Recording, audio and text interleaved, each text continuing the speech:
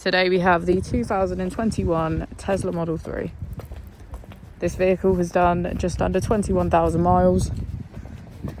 It has an automatic transmission and a fully electric motor.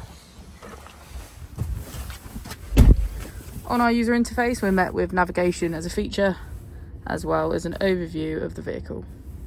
This allows us to open the bonnet, charging port and boot, all from within inside the car.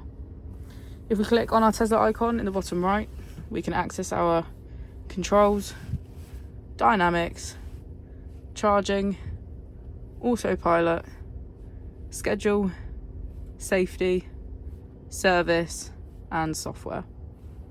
Within safety, we have advanced features such as a pin to drive and a glove box pin. If we go into software and click on additional vehicle information, we can get a deeper analysis of the vehicle spec. The Model 3 comes with a 360 degrees camera, and with that you can access your dash cam.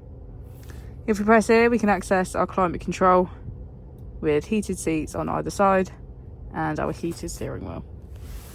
As we go into the back of the vehicle, we can see that it has a full leather black interior and get a good view of our panoramic roof.